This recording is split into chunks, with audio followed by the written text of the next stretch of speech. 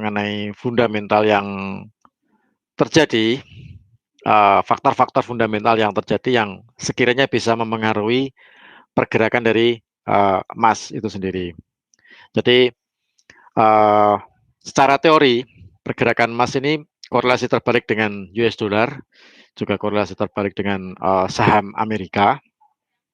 Kemudian mengenai suku bunga dari Bank Sentral Amerika, nah ini juga yang sangat menarik sekali karena suku bunga Bank Sentral atau of the Fed beberapa bulan terakhir itu mengalami penurunan. Jadi kita tahu kalau tahun 2019 bunga Fed masih kisaran 2,50%. Kemudian di bulan Agustus 2019 sempat diturunkan menjadi 2,25%. Nah, kemudian Fed menurunkan lagi suku bunga di bulan September dari 2,25% dia diturunkan menjadi 2,0%. Jadi 2% untuk di bulan September 2019. Kemudian di bulan Oktober, satu bulan berikutnya, Fed kembali lagi menurunkan suku bunga 1,75%. Ya mungkin karena Donald Trump sendiri, Presiden Amerika, juga sedikit menekan kepada Bank Sentral Amerika atau Fed ini, karena suku bunga dari Bank Sentral Amerika ini terlalu tinggi dibandingkan suku bunga dari negara-negara maju lainnya. Jadi supaya lebih kompetitif, supaya bisa bersaing, supaya ekspor impornya juga berkembang, maka Trump mau tidak mau berikan sedikit tekanan kepada The Fed. Tapi The Fed sendiri pun waktu itu juga belum memberikan sinyal penurunannya secara signifikan. Dia lebih menurunkan secara perlahan-lahan. Nah, kemudian ketika 2020, di mana virus corona sudah mulai menyebar di beberapa negara, bahkan hampir seluruh negara di dunia itu juga terkena dampak dari virus corona. Jadi Fed pada bulan Maret, tanggal 3 Maret tepatnya, itu kembali lagi menurunkan suku bunga dari yang semula 1,75% diturunkan ke 1,25%. Nah, kemudian Fed sendiri sempat melakukan pertemuan darurat yang mana menurunkan kembali di tanggal 16 Maret 2020 jadi 0,25%. Jadi saat ini suku bunga Fed antara 0 sampai 0,25%. Nah, ini dianggap yang lebih bersaing karena Presiden Donald Trump sendiri juga pada tahun 2019 dia menginginkan suku bunga Fed ini terlalu tinggi, jadi tidak bisa bersaing dengan dari bank sentral dari negara maju yang lainnya. Nah, kemudian pengaruh terhadap emas atau XAUUSD ini karena suku bunga Fed turun sangat drastis sekali dari bulan ke bulan, jadi membuat pergerakan harga emas juga bervolatil. Jadi kecenderungan harga emas mengalami kenaikan dari awal tahun 2020 sampai hari ini, sampai di bulan di bulan April 2020, kenaikan emas hampir sekitar 5%. Dari open posisi di awal bulan Januari 2020 sekitar 1.519 sempat mencapai harga terendah di 1451, kemudian kembali lagi naik dengan harga tertinggi untuk sampai saat ini di 1703 atau 1703. Kemudian untuk emas sendiri juga terpengaruh oleh data ekonomi dari Amerika. Jadi banyak sekali data ekonomi yang dirilis, terutama yang pengaruhnya sangat tinggi sekali, seperti non-farm payroll. Kemarin hari Jumat dirilis data non-farm payroll, yang mana data non-farm payroll-nya ini minusnya sangat luar biasa. Dari data sebelumnya di bulan lalu, di bulan Maret, itu 275.000, kemudian prediksi dari analis, itu sempat minus 100.000.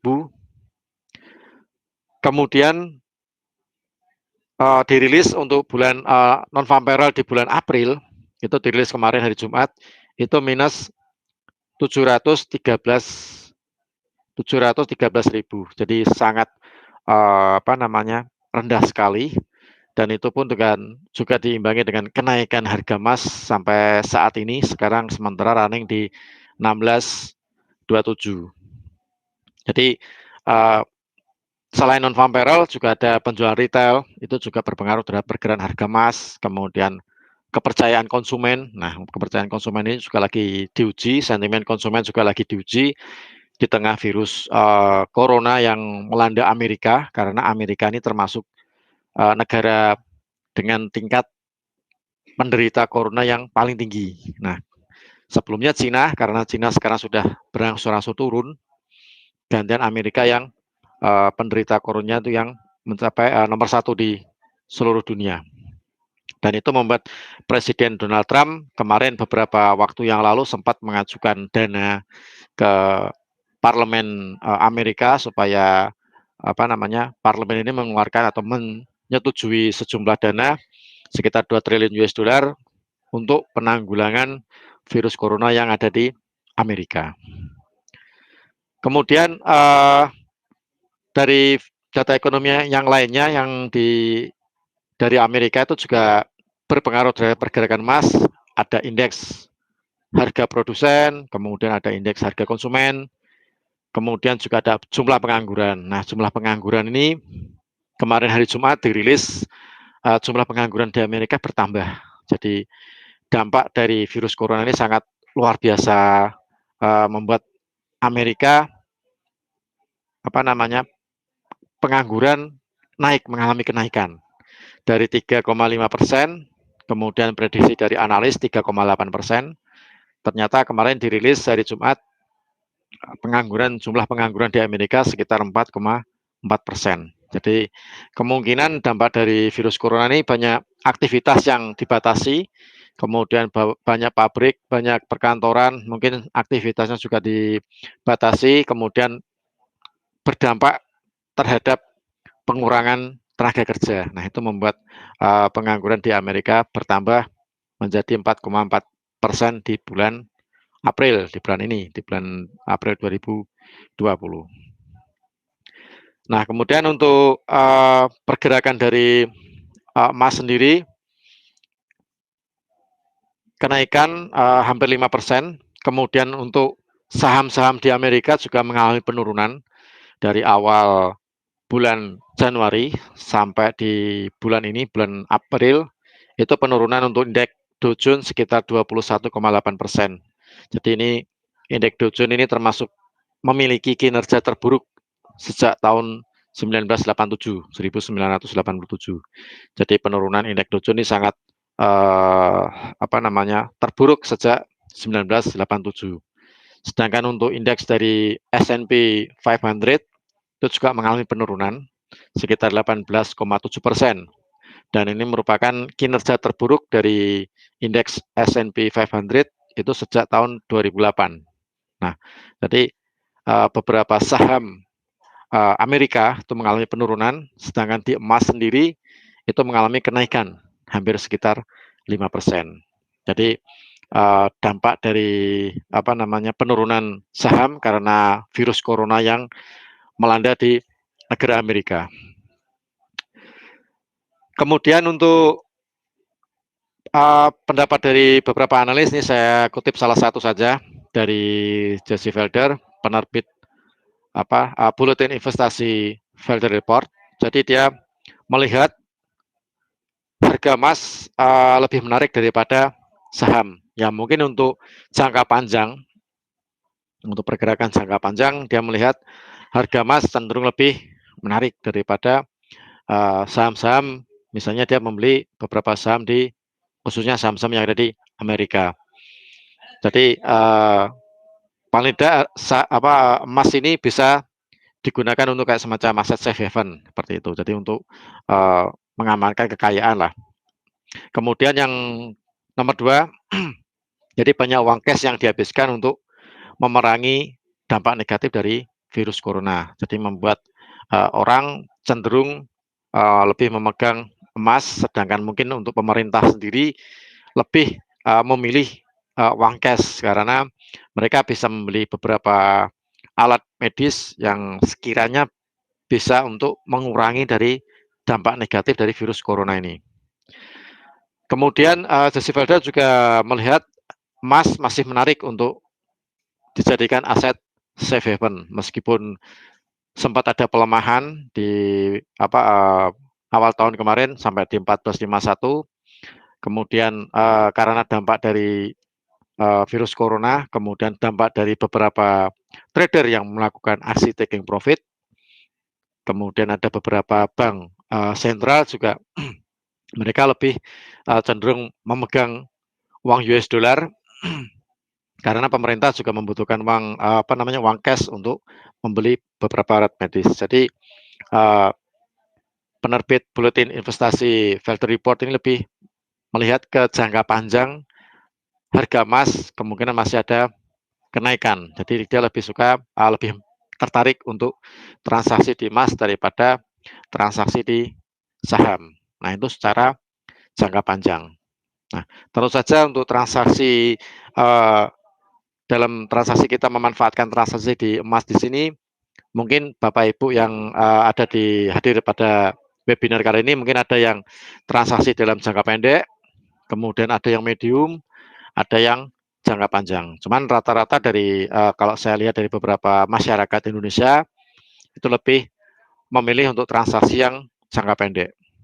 Yang jangka panjang juga ada, cuman jarang sekali yang masyarakat Indonesia ini yang transaksi kecuali kalau kita pegang fisik. Nah, itu beda lagi. Jadi kalau misalnya kita pegang fisik itu mungkin untuk jangka panjang. Kemudian untuk secara teknikal, nah ini mungkin ada pertanyaan dari Pak Joko, nanti pas sesi tanya jawab Pak Joko ya, nanti Pak Joko nanti saya jawab untuk korelasi antara emas, oil sama USD. Ya, nanti untuk pas sesi tanya jawab nanti saya jelaskan. Untuk saat ini kita jelaskan untuk dulu mengenai fundamental dan secara teknikal. Nah, kalau misalnya kita lihat dari gambaran chart, ini langsung saja kita lihat dari chart. Ini yang saya capture itu tadi sebelum harganya naik. Jadi harganya waktu itu tadi pagi masih di 16.16. Saya prediksi harganya naik karena membentuk pattern. Ini saya pakai harmonik. Jadi harmonik di sini harmonik pattern ini dasarnya dari Fibonacci. Jadi ada beberapa pattern yang tersusun dari harmonik. Salah satunya ada Gartley ini. Untuk analisa saya tadi pagi kemungkinan mencapai di 16.28. Nah, mungkin kita lihat langsung saja di MetaTrader.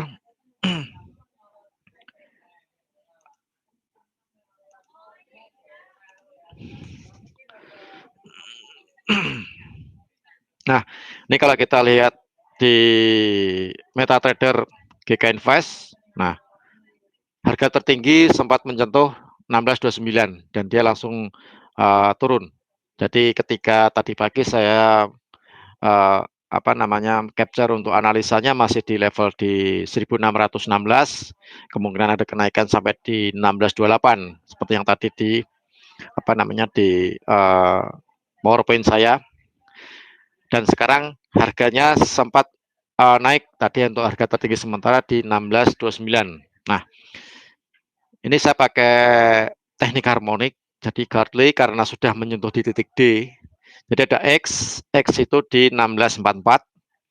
Kemudian A-nya di 1568. Ini saya pakai time frame 1 jam. Nanti silakan Bapak Ibu diaplikasikan di laptop untuk lebih jelas. Kalau di handphone mungkin kita untuk ngasih angka atau mungkin ngasih tulisan mungkin sedikit mengalami kesulitan kalau di handphone. Mungkin nanti Bapak Ibu bisa dibuka di laptop atau mungkin di PC juga boleh. Yang jelas versi laptop untuk lebih jelas kita bisa ngasih tanda atau mungkin kita bisa ngasih kayak semacam tulisan di chartnya di MetaTrader GK Invest ini. Jadi untuk TTX saya pilih yang di 1644. Saya pakai time frame 1 jam. Jadi saya transaksi untuk jangka pendek.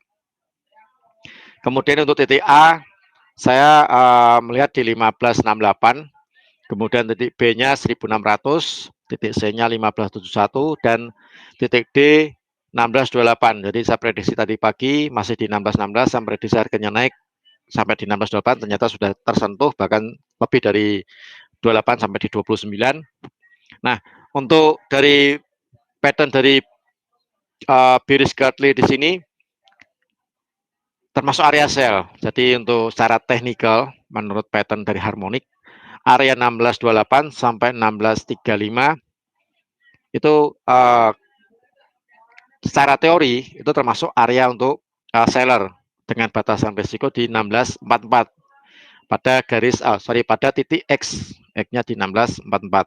Untuk target penurunan diperkirakan sekitar di 1615 atau di 1606 kalau misalnya terjadi penurunan yang cukup ekstrim. Jadi 1628 ini jatuhnya itu 78,6% kalau misalnya Bapak Ibu menarik dari Fibonacci dari 1644 ditarik turun ke 1568 itu jatuhnya di 1628 untuk Fibonacci 78,6%, sedangkan di 1635 itu untuk yang di 88,6%. Mungkin kalau misalnya kita bermain pendek untuk area seller antara 1628 sampai 1635 dengan batasan stop loss di 1644. Kemudian untuk target take profit penurunan antara 1615 sampai 1606. 1615 sampai 1606. Nah, di area itu saya pakai untuk yang H1.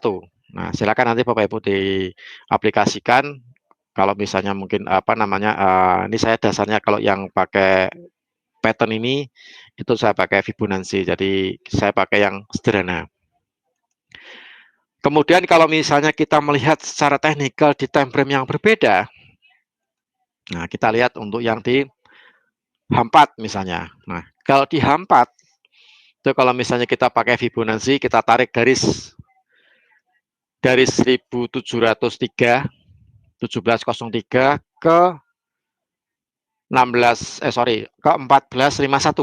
Nah, kita tarik garis dari 1703 ke 1451. Ini secara teknikal, kita bicara secara teknikal, nanti akan didapatkan level di 61%.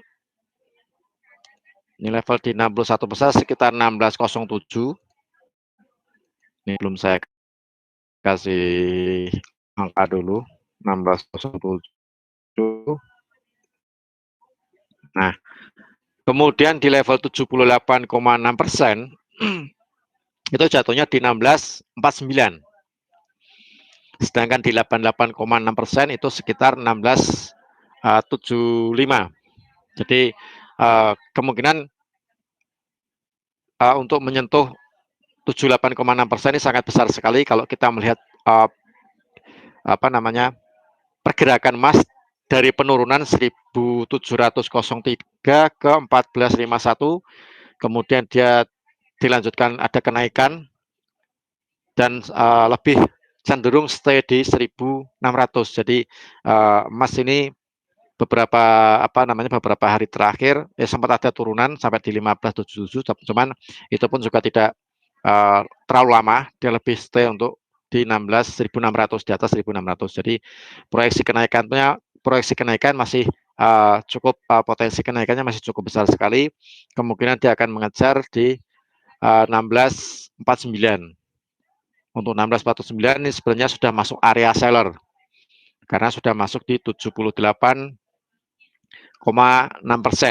Nah, Panida untuk masuk di area seller ini kalau saya di chart di time frame yang H4 untuk time frame yang 4 jam.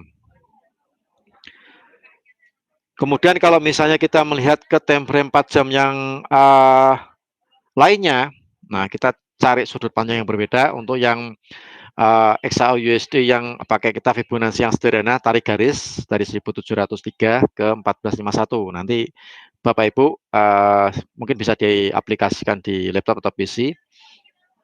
Nah, untuk kita melihat ke bentuk pattern di H4.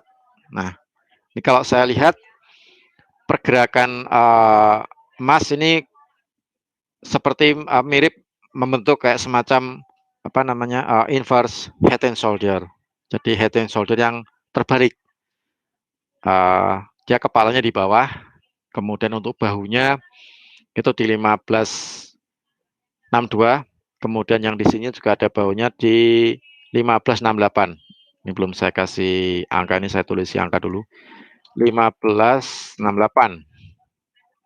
Nah, sini ada 1568. Ini mungkin sedikit supaya apa namanya. Nah, saya kasih sedikit lingkaran supaya kelihatan. Nah, ini. Kemudian untuk harga tertingginya masih dipegang di 1703. Ini harga tertinggi tanggal 9 September bulan kemarin, 1703, sempat turun sampai di 1451. Kemudian naik dan stay di 1600. Ini kalau kita lihat secara pattern, secara apa namanya, auto chartis, jadi di GK Invest kita juga ada layanan auto chartis. Nanti Bapak Ibu bisa lihat di client area, di situ ada auto chartis untuk tools trading. Nah, cuman untuk mengidentifikasi kita secara manual, itu kita bisa lihat dari pembentukan chart. Jadi ada bentuk bahu itu jatuhnya di 1562. Kemudian bentuk kepalanya ini bentuknya inverse pattern, inverse head and shoulder, ada 1451. Kemudian untuk bahu yang berikutnya yang sebelah kanan itu ada 1568. Nah, sekarang stay-nya di 1625 dengan harga tertinggi di 1703. Ini kalau secara teori jika marketnya dia mengalami kenaikan paling tidak menuju ke 1000 di 1703, ini kemungkinan marketnya dia akan naik, kenaikan masih ada untuk dia naik. Secara teori seperti itu. Cuman selama 1703-nya belum ditembus, itu paling enggak market masih stay antara 1700 sampai di 1568, 1560 lah ya. 1700 sampai di 1560 antara range itu. Jadi untuk apa namanya, kalau misalnya fundamental kemudian secara technical mungkin tidak ada emas yang menjulang bisa naik ke atas, ya paling tidak dia bisa ranging antara 1700 sampai di 1560. Ini kalau kita sedikit melihat analisa secara medium. Cuman kalau misalnya dia menembus 1703, ini proyeksinya paling tidak dia naik. Jadi kalau secara teori jika menembus 1703, kemungkinan dia bisa naik. Nah, cuman kalau misalnya harga ini turun melewati 1562, kemudian emas melewati lagi di bawah support yang di head-nya ini di 1451, pattern ini dianggap gagal, dianggap false signal. Jadi dianggap pattern ini tidak berhasil lah atau gagal. Jadi jika melewati 1451, pattern ini dianggap gagal. Tapi kalau dia melewati 1703 dan closingnya di atas 1703, ini biasanya confirm dia naik. Apalagi kalau nanti misalnya didukung dengan fundamental yang cukup kuat, yang mana mungkin apa namanya, banyak orang yang membawa emas ini sebagai aset safe haven yang lebih penting daripada di aset yang berisiko. Nah, itu akan membuat harga emas akan semakin menjulang atau naik. Nah, untuk target kenaikannya, kita bisa lihat yang di chart yang mungkin weekly. Nah, ini saya lihat yang chart lebih sedikit panjang di mingguan. Jadi di sini saya menarik garis Fibonacci dari 1920. Ini harga tertinggi emas itu tanggal 28 Agustus 2011. Jadi harga emas sempat mencapai 1920. Kemudian saya tarik turun ke bawah sampai di 1046, 1046. 1046 ini jatuhnya tanggal 29 November. Nah, saya tarik turun ke bawah dari 1920 ke 1046, 1046. Untuk 78,6%, sekarang runningnya kisaran 61,8%. Range antara 61 ke 78,6%. Nah, untuk 78,6% itu jatuhnya sekitar di 1731. Kemudian kalau misalnya kita lihat yang dia sedikit ke atasnya lagi di 88,6%, itu jatuhnya di 1821. Saya kasih angka supaya kelihatan. Nah, 88,6% itu jatuhnya di 1821. Jadi kalau misalnya nih, kita misalnya berandai-andai nih ya. Misalnya kalau pattern ini mungkin berhasil, harga emas naik melewati 1703 dan close-nya di atas 1703, ya kemungkinan dia akan naik, paling tidak dia mencoba ke harga tertinggi nih, 1920. Tapi kita nggak usah terlalu tinggi, kita lihat yang paling dekat saja. Kita lihat yang 78,6%, paling tidak di 1731, sedangkan di 88,6% itu jatuhnya di 1821.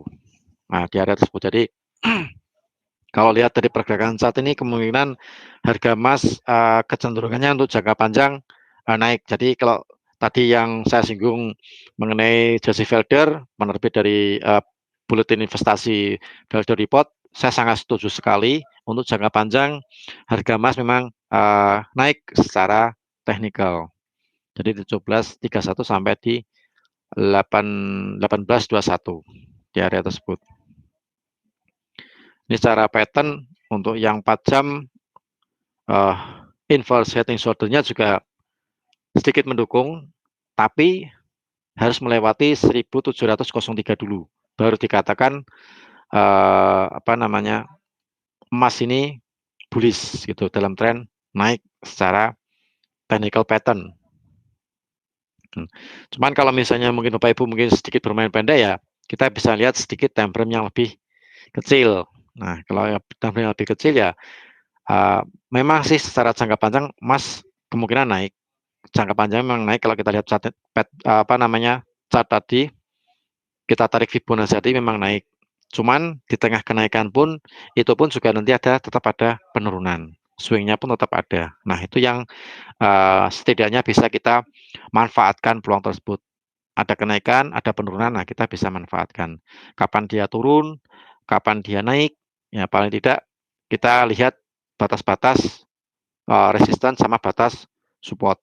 Kemudian jangan lupa untuk pasang untuk stop loss. Target keuntungannya, take profitnya, kemudian batasan untuk risikonya juga perlu kita lihat juga. Karena emas di sini kalau dia turunnya, kalau misalnya dia kalau sudah turun itu sangat panjang sekali. Begitupun ketika market naik. Ketika naik dia juga sangat panjang sekali. Jadi kalau misalnya Bapak Ibu transaksi emas, mungkin bisa saya sarankan tetap pasang batasan risiko atau stop loss. Atau mungkin kalau misalnya nggak mau pakai stop loss ya bisa di locking dulu juga boleh. Di apa namanya, buy and sell, di lock dulu.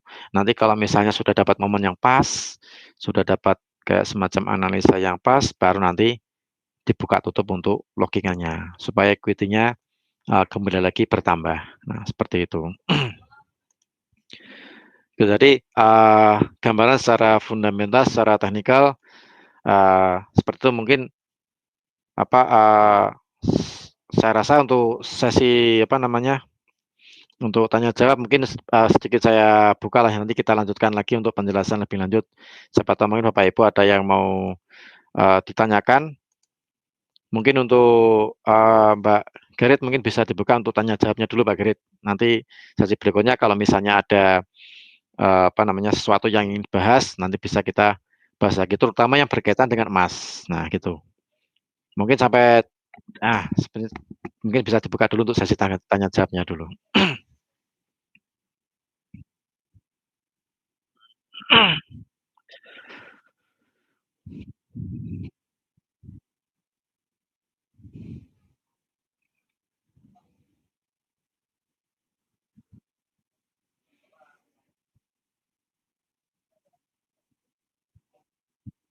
Tadi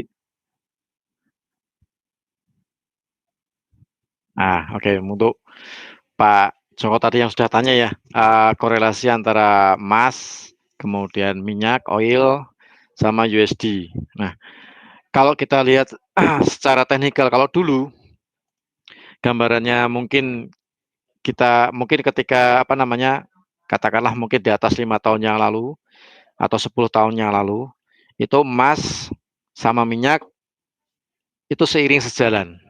Jadi seiring sejalan, maksudnya naik juga ikut naik, turun juga ikut turun. Dulu kan orang kan melihat secara secara teori, kalau misalnya perusahaan emas, perusahaan pertambangan, dia ingin mengolah apa namanya, kandungan emas supaya bisa menjadi emas murni, itu dibutuhkan minyak. Nah, untuk pembakaran, entah itu untuk pembakaran, entah itu untuk proses dari apa namanya, dari emas yang didapatkan dari apa namanya, dari perut bumi, kemudian diolah untuk menjadi emas murni, itu dibutuhkan minyak. Nah, dulu seperti itu. Jadi ketika harga emas naik, harga minyak juga ikut naik.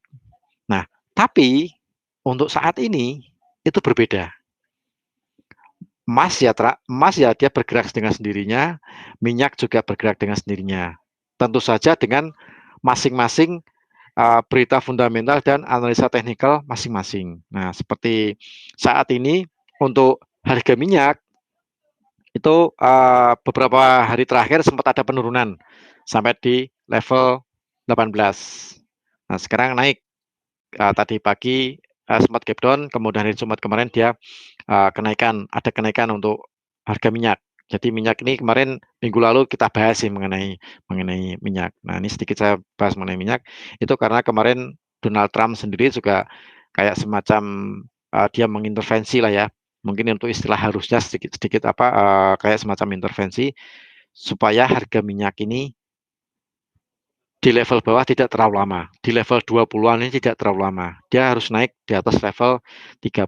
Karena kita tahu sendiri untuk biaya produksi minyak di mana di Amerika itu kisaran 30 dolar per barrel. Jadi paling tidak harga minyak harus di atas 30. Sedangkan untuk Rusia itu 20, untuk Arab Saudi itu kisaran 10 sampai 15 dolar. Jadi karena ada perang harga antara Arab Saudi dengan Rusia, jadi membuat harga minyak dia drop. Ditambah lagi ada virus corona. Nah, virus corona inilah yang membuat permintaan minyak ini sedikit menurun. Karena dari pemerintah beberapa negara itu ada yang melakukan lockdown, ada yang tidak. Meskipun ada yang lockdown atau tidak, tapi pemerintah di beberapa negara juga menganjurkan masyarakatnya atau warga negaranya untuk stay di rumah atau berada di rumah, mungkin bekerja di rumah atau belajar di rumah. Nah, itulah yang membuat permintaan harga minyak dia cenderung menurun, permintaannya turun. Kemudian dari negara-negara penghasil minyak atau produsen minyak ini, dia terus terus mengolah minyak. Jadi membuat stok minyak secara global ini sangat banyak sekali. Nah, itu membuat harga minyak lebih stay di bawah level 30 dolar per barrel. Nah, itu membuat Amerika sedikit gerah karena kalau harga minyak di bawah level 30 terlalu lama, nah itu membuat perusahaan kilang minyak yang ada di Amerika itu akan terus merugi. Dan itu pun juga apa namanya, akan memengaruhi dari pekerja tambang, pekerja di minyak. Jadi orang yang bekerja di kilang minyak itu juga akan sangat berpengaruh sekali. Nah, jadi itulah yang membuat Donald Trump uh, akhir pekan kemarin dia ada sedikit mengintervensi supaya harga crude oil ini segera naik. Makanya dia menelpon putra mahkota Arab Saudi, Mohammed bin Salman, kemudian juga menelpon apa namanya, Presiden Putin, Presiden Rusia, itu juga ditelepon gimana caranya supaya harga minyak ini naik, supaya perekonomian secara global ini kembali lagi naik. Nah, gitu. Jadi membuat harga minyak sempat naik sampai di level 29. Sekarang running di level 26. Jadi korelasinya antara emas dengan minyak itu kalau menurut saya korelasinya berlawanan. Kalau saat ini berlawanan, kalau dulu mungkin 10 tahun yang lalu tuh sama seiring sejalan, jadi korelasi plus seiring sejalan. Tapi kalau sekarang bergerak dengan sendirinya. Begitupun dengan kalau US dollar dengan emas itu masih sedikit ada korelasi apa namanya positif, tapi kadang juga beberapa case, beberapa kejadian pun juga pernah terjadi korelasi yang negatif. Jadi pernah terjadi saling berlawanan, misalnya masih berlawanan itu misalnya harga emas naik, harga US dollar dia turun, ataupun sebaliknya harga US dollar naik, harga emas turun. Itu masih sering terjadi seperti itu. Kemudian pernah juga kemarin harga emas turun, harga minyak juga, harga USD juga sempat turun, harga emas naik, harga USD juga sempat naik, itu juga pernah, tapi sangat jarang sekali. Tapi pernah terjadi beberapa hari terakhir, beberapa minggu terakhir pernah terjadi seperti itu, tapi tidak terlalu lama. Begitu kalau sudah dari seperti itu, dia akan langsung berlawanan. Nah, jadi kejadian yang seiring sejalan antara korelasi emas dengan USD itu pernah seiring sejalan tapi tidak terlalu lama. Tapi untuk yang emas sama minyak, ini korelasinya seiring sejalan pun itu sudah tidak berlaku untuk kurang lebih sekitar 5 tahun terakhir inilah ya. 5 tahun terakhir ini sudah tidak seiring sejalan, naik-naik semua, turun semua, tidak seperti itu. Jadi sekarang sudah cenderung sendiri-sendiri. Nah, sama kayak pound sterling sama USD, GU, pound sterling USD sama USD Japanese yen. Nah, sekarang juga kelihatan seperti itu. Dulu berlawanan kelihatan, tapi sekarang lebih cenderung bergerak dengan sendirinya. Seperti itu. Begitu ya Pak Joko penjelasan dari saya. Mungkin kalau misalnya ada sesuatu yang belum jelas nanti bisa ditanyakan kembali. Oke, untuk pertanyaan berikutnya dari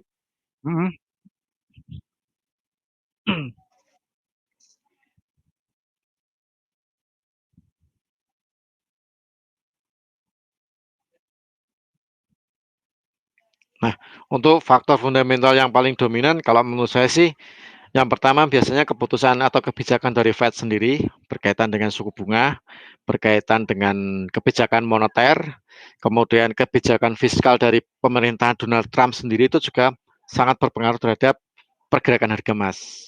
Kemudian apa yang disampaikan Donald Trump, Twitter Donald Trump itu juga sangat pengaruh terhadap pergerakan emas. Nah, kita mungkin sedikit mengingat pas kejadian ada perang dagang nih. Nah, perang dagang antara Amerika dengan Cina. Nah, itu ketika Donald Trump mulai menentukan tarif, menambah tarif yang lebih tinggi mengenai barang-barang Cina yang masuk ke Amerika. Nah, itu membuat pergerakan harga emas itu sempat melambung. Nah, itu juga pengaruh. Jadi Fed sendiri juga pengaruh fundamental yang sangat berpengaruh terhadap pergerakan harga emas. Kemudian kebijakan fiskal atau komentar dari Presiden Donald Trump itu juga memengaruhi pergerakan harga emas itu karena secara fundamental. Kemudian dari data-data ekonomi yang ada di Amerika itu juga sangat memengaruhi pergerakan harga emas seperti non-farm payroll, kemudian penjualan retail, kemudian sentimen konsumen, kemudian ada ekspor impor itu juga sangat memengaruhi dari pergerakan harga emas. Jadi kita lihat kalau misalnya ada data ekonomi yang kategori bintang 3 atau high impact itu bisa bisa menggerakkan harga emas kalau misalnya dirilis, dan cuman dengan catatan nilai aktualnya itu jaraknya kalau misalnya dia terlalu dekat dengan yang diprediksikan oleh analis itu biasanya gerakannya sedikit. Tapi kalau nilai aktualnya itu sedikit melebar dengan prediksi analis, nah itu akan membuat harga emas sangat bervolatil sekali. Cuman khusus untuk November yang kemarin, untuk November memang sangat jatuh sekali sampai di minus 713.000 dari prediksi analis kemarin Jumat itu sekitar 100.000 minus 100.000, tapi aktualnya minus sampai 700.000. Nah itu membuat harga emas sempat goyang, dia sempat ada penurunan, tapi setelah itu dia rally. Dia sempat ada kenaikan sampai di kisaran 16.25. Sempat ada penurunan dari ketika November dirilis 16.15 turun sampai 16.05. Kemudian dia naik sampai di 16 25 gitu. Jadi, eee, untuk non-farm sendiri pun juga mengalami perubahan kalau menurut saya, menurut pengamatan saya juga mengalami perubahan, tidak seperti, di atas 5 tahun yang lalu. Kalau dulu, di atas 5 tahun yang lalu melihat data non-farm yang seperti Jumat kemarin, harusnya harga emas itu rally-nya lebih tinggi.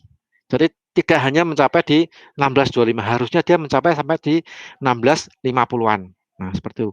Jadi, karena jaraknya yang sangat lebar sekali, 100.000, prediksi 100.000, jatuhnya sampai di minus 700.000. Jadi sekitar 600.000 itu sangat banyak sekali. Dulu selisih 50.000, data November selisih 50.000 itu sudah sangat banyak sekali dan itu membuat pergerakan harga emas itu rally sepanjang malam. Entah itu dia rally-nya naik atau rally-nya turun. Itu 5 tahun yang lalu. Nah, tapi kalau 5 tahun yang terakhir ini sampai saat ini itu pergerakan non farm payroll sekarang sudah tidak seperti dulu. Jadi, rally-nya pun kalau misalnya jaraknya lebih dari 50.000, apa namanya, lebih dari 50.000, itu paling ya cuman naik turunnya dalam range sekitar 20 poin sampai ya sekitar 15 sampai 25 poin lah di antara range itu. Dan itu pun mungkin ya, sudah selesai finish. Nah, seperti itu. Jadi, data fundamental yang, paling dominan seperti itu, Pak Budi. Jadi ada Fed, suku bunga, Bank Sentral Amerika, kemudian pemerintah Amerika, kebijakan fiskal, kemudian Twitter dari Donald Trump, itu bisa diperhatikan. Oke gitu Pak Putih, nanti kalau misalnya ada sesuatu yang untuk pertanyaan berikutnya.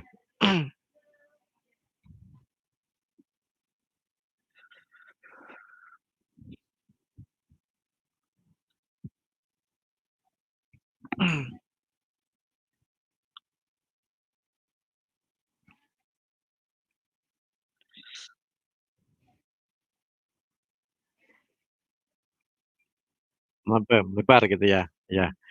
Jadi, beberapa minggu terakhir memang spread, emas memang berubah yang semula mungkin fix jadi floating, karena kita juga mengikuti apa namanya, dari pergerakan pasar juga, dari COMEX, dari CME pun juga, spread-nya juga apa, berubah juga. Jadi bukan hanya di Giga Invest saja, kalau saya lihat, saya cek itu di banyak broker, entah itu yang di broker lokal atau pialang lokal, begitupun dengan pialang luar negeri pun juga sama. Jadi spread-nya juga sangat lebar sekali, sangat, besar sekali. Kalau mungkin biasanya kita melihat, spread emas yang 0,40 atau kadang 0, apa namanya, kalau di GK Invest kita 0,40. Dalam minggu-minggu terakhir ini memang ada pelebaran karena dari bursanya sendiri juga lebar, kemudian untuk permintaan sama penawarannya pun juga ada sedikit, perubahan di bursanya CME sama di COMEX sendiri. Jadi, membuat beberapa pialang, entah itu pialang lokal atau pialang yang ada di luar negeri itu juga, mau tidak mau sedikit merubah mengenai spread. Selisih harga jual harga belinya juga ikut berubah. Sedangkan untuk di harga di, apa namanya, di investing sendiri pun juga kalau misalnya kita cek dari beberapa tempat lain atau mungkin di pialang lain, itu juga ada, perubahan, juga mungkin agak sedikit berbeda dengan yang di investing. Itu pun kalau mungkin Bapak Ibu melihat di apa namanya, harga di investing dengan mungkin yang ada di MetaTrader, di GK Invest atau mungkin di tempat-tempat lain mungkin ada selisih. Dulu memang ada sih, itu pun saya perhatikan memang sudah cukup lama sekali. Jadi saya rasa untuk apa namanya, perbedaan antara di MetaTrader, harga di MetaTrader dengan investing, itu sudah lama terjadi Bapak Ibu. Jadi saya rasa itu juga sangat wajar sekali, tapi yang perlu kita lihat atau kita cermati ini pelebaran spread memang dari bursanya di CME sama di, COMEX sendiri juga mengalami, eee, perubahan karena berkaitan dengan, permintaan sama penawaran yang tidak seimbang. Jadi membuat, eee, apa namanya, bursa yang ada di CME sama COMEX sendiri juga sedikit merubah, selisih antara harga jual dengan harga beli untuk spread-nya, seperti itu. Jadi mungkin gitu untuk jawabannya Pak Husni sama, Bu Mimingsen. Nah, seperti itu. Oke, mungkin untuk pertanyaan yang lainnya, kalau mungkin belum ada pertanyaan yang lainnya, mungkin, eee, bagi yang tadi barusan masuk, barusan, apa namanya, online di webinar ini. Untuk secara teknikal mungkin akan saya sedikit korelasi sedikit mengenai kita lihat secara teknikal di trading sentral. Nah, di GK Invest ini kita ada tools trading sentral. Nah, ini saya juga tadi pagi juga saya share, saya lihat di trading sentral. Kalau tadi kita sudah membahas mengenai teknikal, Fibonacci, kemudian ada pattern head and shoulder untuk 4 jam. Nah, ini kalau saya capture yang trading sentral yang tadi pagi yang ada di GK Invest untuk time frame 30 menit, itu juga kecenderungannya ada kenaikan. Jadi paling 16.27 saya rasa sudah nyampe. Ini tadi pagi capture-nya masih di 16.16. Kemudian tadi sampai siang hari ini atau sampai webinar kali ini harga tertingginya juga sudah di atas, sudah di 16.29 untuk sementara ini, dan target di 30 menit di trading sentral yang ada di GK Invest itu sekitar di 16.37 itu secara teknikal. Kemudian untuk batasan stop loss-nya di 16.05.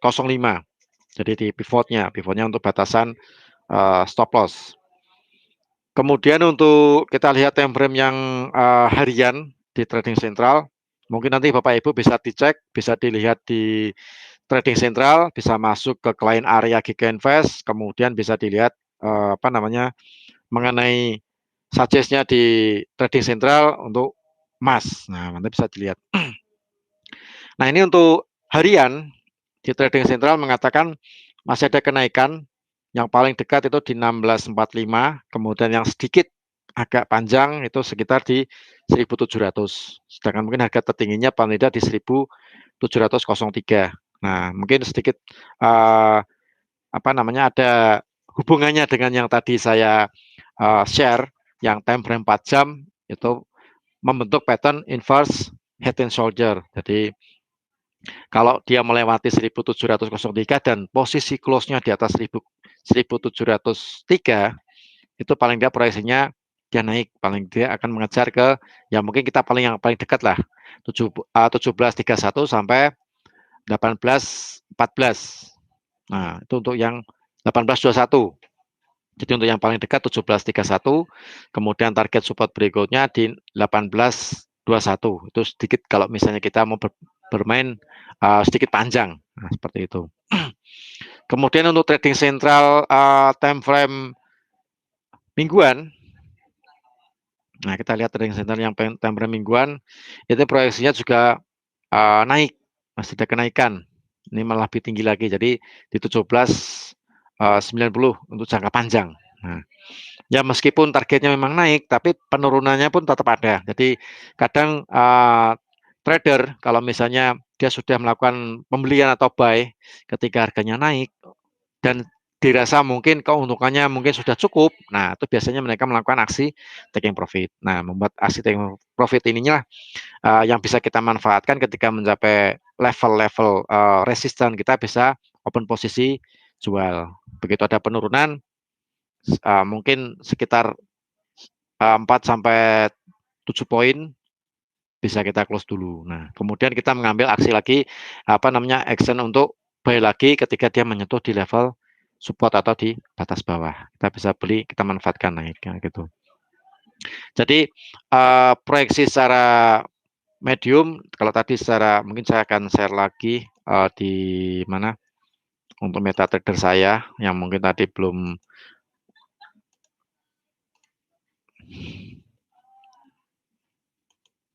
Nah, ini untuk yang jangka pendek, proyeksi kenaikan antara di 16.28 yang di DTD 16.28 sampai di 16.35. Mungkin kita bisa melihat bisa mengambil area untuk seller dengan batasan stop loss-nya di titik X. Titik X-nya itu jatuhnya di 16.44. Kemudian untuk proyeksi target itu kemungkinan di 16.15 sampai di 16.06. Nah, untuk hari ini fundamental data ekonomi yang dirilis di Amerika atau data ekonomi yang biasanya dirilis itu untuk hari ini tidak ada data ekonomi yang kategori high impact atau bintang 3. Jadi kalau menurut saya pergerakan harga emas ini akan cenderung dia bergerak berdasarkan sentimen market, sentimen pasar gitu. Jadi biasanya hari Senin memang jarang sekali data ekonomi dalam kategori bintang 3 yang dirilis, khususnya data ekonomi yang dari Amerika. Karena yang langsung menjadi penggerak dari pergerakan SAU-USD. Ini untuk secara jangka pendek saya pakai time frame H1. Kemudian untuk H4-nya kita tarik garis. Mungkin yang tadi Bapak Ibu mungkin baru masuk, sedikit saya ulas. Jadi Bapak Ibu yang tadi sudah masuk, saya rasa untuk supaya lebih jelas lagi. Jadi ada 16 di 17.03 sampai di 14.51. Ini saya tarik garis Fibonacci. Jadi jatuhnya 78,6% itu di 16.49, sedangkan di 88,6% di 16.75 di area tersebut. Untuk penurunan paling tidak di 16.07. Kalau di 5 mungkin kalau misalnya penurunannya sangat ekstrim sekali, mungkin bisa menyentuh di 50% di 15.77. Jadi saya rasa untuk proyeksinya pun masih ke atas untuk jangka pendek. Sedangkan kalau kita lihat secara pattern, ini sudah kayak membentuk semacam inverse, ini masih dalam perjalanan. Kalau saya lihat mungkin masih dalam tipe emerging, jadi masih perjalanan untuk menuju pattern inverse head and shoulder. Jadi kalau misalnya ini dikatakan patternnya sangat sempurna, harga emas harus melewati 17.03 dan penutupannya pun harus di atasnya 17.03 baru dikatakan pattern ini berfungsi. Tapi untuk saat ini kalau menurut saya masih 50-50 apakah dia akan membentuk pattern inverse head and shoulder atau dia gagal atau sinyal palsu. Nah, seperti itu. Tapi untuk mengidentifikasi ini gagal atau berhasil, kita lihatnya di 17.03 sama di 14.51. Nah, lihatnya di situ Bapak Ibu. Jadi kalau misalnya markanya turun sebelum menyentuh 1703, 17.03 belum kesentuh, dia turun duluan, turun duluan dan melewati 14.51, maka pattern ini dianggap gagal. Seperti itu. Tapi kalau emas naik di atasnya 17.03 dan posisi close-nya di atas 17.03, nah itu confirm untuk dia meneruskan tren naik. Nah, seperti itu. Kalau secara teknikalnya cara bacanya seperti itu Bapak Ibu. Jadi kita melihatnya 17.03 sama 14.51. Nah, kuncinya di situ. Itu sangat gampang sekali diidentifikasi, mungkin bisa dicatat atau mungkin bisa di-capture, silahkan.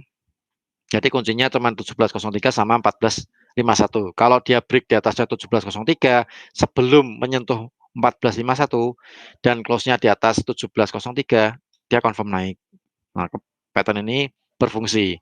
Tapi kalau harganya turun melewati 14.51, maka pattern ini dianggap gagal. Nah, seperti itu gambarannya. Kemudian kalau secara sedikit panjang, itu saya tarik garis Fibonacci dari 1920, itu tahun 2011, sampai di 1046 atau 1046. Kalau kita tarik garis Fibonacci, itu jatuhnya level 78,6% itu cuma di 1731. Kalau menurut saya sih sangat dekat sekali dengan harga running sekarang.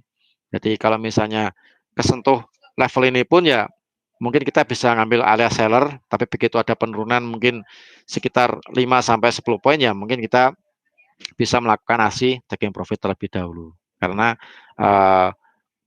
kalau kita lihat dari beberapa fundamental, beberapa analis mengatakan jangka menengah atau mungkin jangka panjangnya harga emas mengalami kenaikan. Kemudian untuk Fibonacci di 88,6%, itu jatuhnya di 18.21. Nah, di area tersebut. Gitu. Jadi untuk level-level kunci harga 17.03, kemudian 14.51, paling tidak Bapak Ibu mengingat-ingat atau mungkin boleh dicatat atau di alarm di handphone juga boleh supaya untuk kita mengingat-ingat. Kemudian kalau misalnya mungkin kita sedikit bermain lebih pendek, nah kita lihatnya pakai yang jarak yang lebih pendek dan time frame yang lebih pendek, seperti itu. Oke, mungkin ada pertanyaan lain Bapak Ibu yang mau ditanyakan berkaitan dengan emas.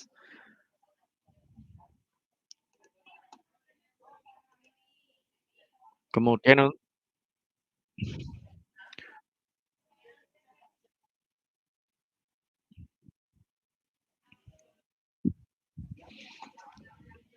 Gimana Bu Elsa, ada yang mau ditanyakan? Atau mungkin Bapak Ibu yang lainnya?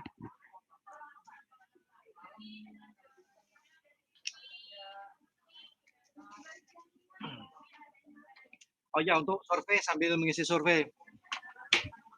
Sambil mengisi survei mungkin Mbak Garet mungkin surveinya bisa ditampilkan Bapak Ibu yang apa namanya yang hadir hari ini mungkin bisa mengisi survei. Nah ini survei dari GKIB Semarang, GK Invest Semarang. Silakan Bapak Ibu diisi untuk apa kedepannya untuk layanan kita supaya lebih baik lagi, untuk kita dalam memberikan edukasi, memberikan webinar, memberikan pencerahan, memberikan apa namanya kayak semacam peluang lah ya, peluang di market untuk bisa lebih baik lagi. Nah, ini Bapak Ibu yang hadir silakan untuk mengisi kolom survei untuk kita kedepannya bisa lebih baik lagi.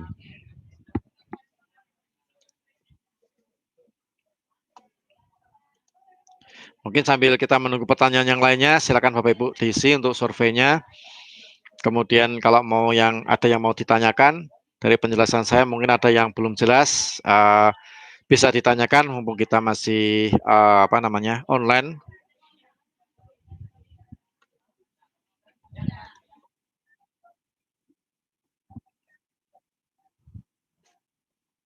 Oh ya, nah,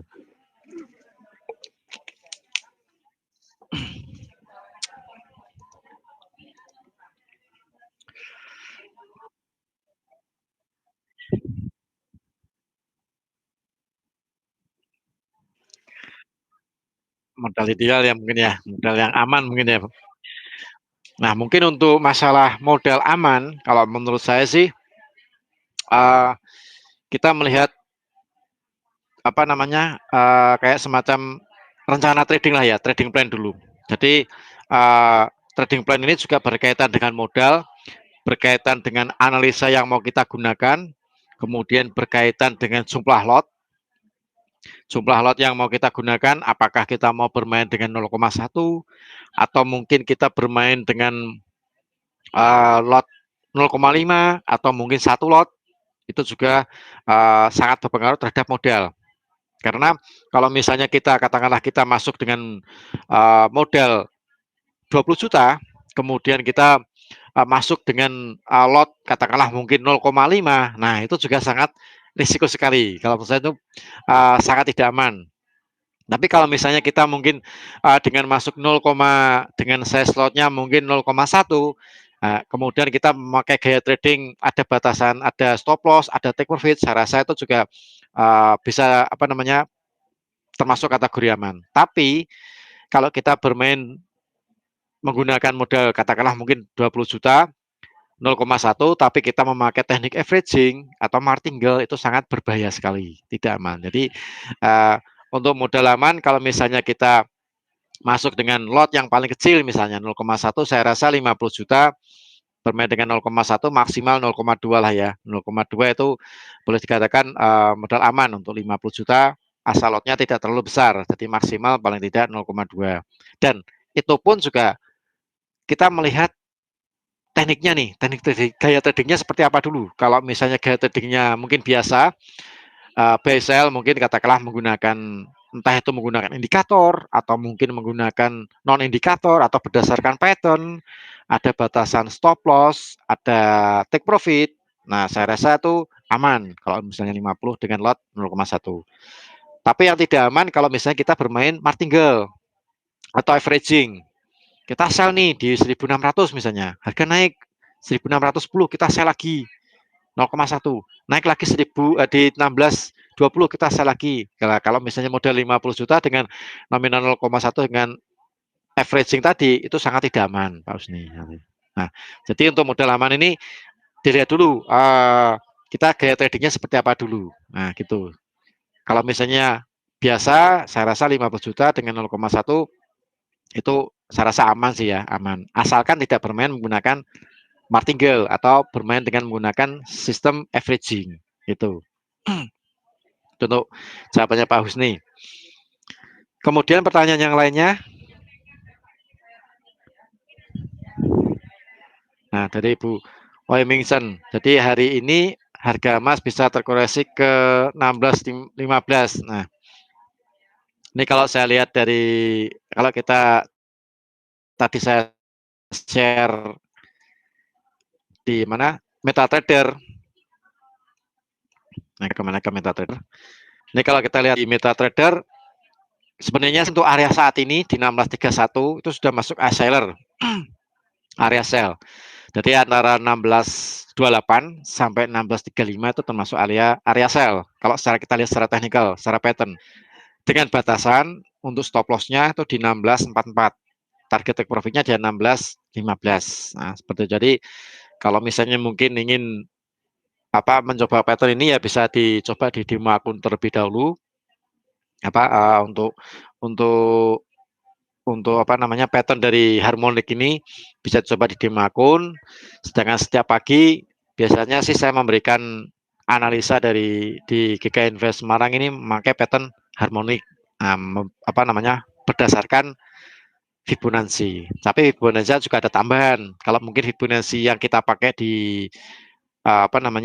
MetaTrader yang versi default itu tidak ada 78,6%, mungkin bisa ditambahkan sendiri. Tambahkan 78,6%, kemudian ditambahkan 88,6%, kemudian yang atasnya 113%, 127%, dan silakan. Nanti bisa dilihat di Google. Itu ada batasan-batasan untuk Fibonacci yang untuk versi harmonic pattern. Itu ada di Google. Nanti bisa dilihat di situ kalau misalnya mau menambahkan Fibonacci-nya. Nah, jadi kesimpulannya kalau misalnya apakah harga emas bisa turun sampai di 16 berarti 16.15 ya, 16 koreksi 16.15. Kalau secara teknikal sih area seller sih untuk saat ini. Area seller dengan batasan di 16.44, target di 16.15. Nah, seperti itu. Kemudian untuk pertanyaan yang berikutnya, apakah dampak corona mempengaruhi gold seperti saat ini? Sebaiknya menggunakan analisa apa? Kemudian teknikal apa? Fundamental apa? Nih dari Bapak Muhammad Jailani. Jadi untuk corona sendiri itu memang sangat mempengaruhi pergerakan harga emas. Kemudian untuk beberapa analis juga melihat memprediksi emas ini masih menjadi safe haven, masih menjadi menarik untuk jadi safe haven di tengah dampak virus corona, di tengah negara-negara memerangi dampak negatif dari virus corona yang melanda negara masing-masing. Jadi pemerintah mungkin lebih banyak dia memegang uang cash untuk membelikan alat medis, sedangkan mungkin dari beberapa trader mungkin dia cenderung lebih suka untuk menyimpan emas, jadi untuk sebagai aset safe haven di tengah ketidakpastian kondisi perekonomian dunia yang sedang tidak stabil gara-gara virus corona. Jadi emas pun masih bisa menjadikan faktor safe haven. Jadi masih menarik untuk jadi faktor safe haven. Dan kecenderungannya kalau saya lihat dari beberapa analis, juga dari beberapa analis perbankan, itu juga melihat harga emas kecenderungannya masih ada kenaikan. Paling tidak dia akan mencoba sekali lagi di 1.700. Kemudian untuk fundamental, kita juga perlu, kalau misalnya fundamental sih biasanya jangkanya mungkin selain virus corona, mungkin untuk yang jangka pendek mungkin kayak dari kebijakan dari Fed itu juga pengaruh terhadap pergerakan harga emas. Kemudian suku bunga, sekarang suku bunga Amerika sendiri atau Bank Sentral Amerika juga mencapai 0 sampai 0,25%, jadi sudah sangat rendah, sudah sangat kompetitif dengan bank sentral negara lainnya seperti ECB, kemudian ada BOE, kemudian dari Australia, Bank Sentral Australia itu juga sangat kompetitif sekali karena sudah mendekati 0%. Jadi fundamental yang saya rasa untuk fundamental yang sangat mempengaruhi memang dari Bank Sentral Amerika, kemudian kebijakan Donald Trump itu juga perlu Bapak Ibu cermati.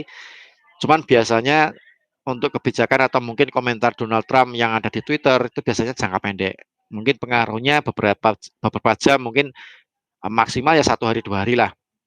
Itu akan berpengaruh terhadap pergerakan emas. Tapi setelah itu biasanya harga emas akan terkoreksi. Kalau misalnya dia naik gara-gara komentar Trump di Twitter, itu paling efeknya ya sehari sih. Kalau menurut saya hitung kemarin dari beberapa kejadian yang di perang dagang itu efeknya sehari 2 hari maksimal, maksimal 2 hari. Setelah itu market kecenderungannya taking profit. Nah, seperti itu. Jadi tetap diperhatikan kita bermain secara teknikal, tapi kita juga perlu memperhatikan fundamental. Jadi kita tidak bisa transaksi cuma mengandalkan teknikal, tapi fundamental kita juga perlu cermati. Karena apa? Karena fundamental ini biasanya terjadi aksi taking profit atau biasanya membuat harga emas melanjutkan trennya. Nah, seperti itu. Jadi tetap fundamental, tetap kita cermati. Non-farm payroll tetap kita perhatikan, sentimen konsumen Amerika tetap kita perhatikan, kemudian ada neraca perdagangan di Amerika tetap kita perhatikan. Jadi mungkin yang di-share dari tim GK Invest Semarang yang di-share ke Bapak Ibu itu paling tidak bisa dicermati, bisa diperhatikan.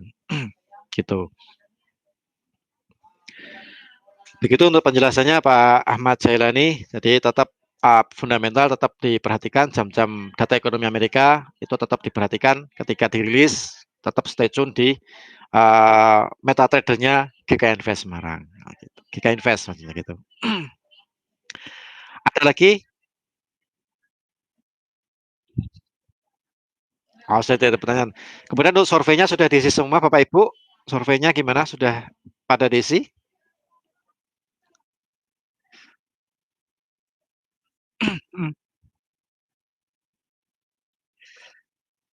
Nah, ini untuk minggu depan mungkin saya akan membahas supaya bisa lebih optimal lagi. Ini kita di GK Invest kan ada tools trading nih. Nah, tools trading ini juga sangat menarik sekali. Kita ada tools trading, ada trading sentral sama tools trading auto chartis. Nah, ini saya mau menggabungkan apa namanya dari kedua analisa tersebut, dari kedua tools trading yang tersedia di GK Invest yang mungkin sudah ada di klien areanya Bapak Ibu, cuman biasanya kan jarang dilirik atau mungkin jarang diperhatikan tools trading ini. Nah, mungkin minggu depan saya akan sedikit mengulas supaya siapa tahu tools trading ini juga bermanfaat bagi Bapak Ibu. Mungkin sudah mencoba analisa ini itu dan sebagainya mungkin kurang begitu bagus hasilnya. Nah, siapa tahu dengan ada tools trading di GK Invest ini bisa memberikan peluang, bisa memberikan kayak semacam apa ya, menaikkan equity lah ya, menaikkan equity-nya Bapak Ibu. Kita manfaatkan tools trading yang ada di GK Invest, Trading Central sama Auto Chartis. Ya, itu nanti akan saya bahas di minggu depan. Silakan Bapak Ibu minggu depan untuk ikut lagi di webinar yang saya bawakan supaya kita bisa mengoptimalkan tools trading yang ada di GK Invest, terutama Trading Central sama Auto Chartis. Nah, seperti itu Mbak Karin bocorannya.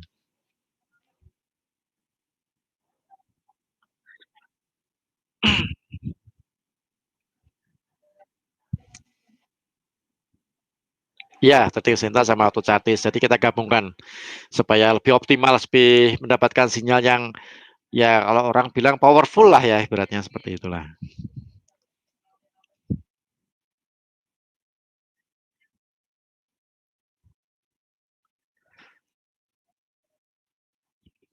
Ya,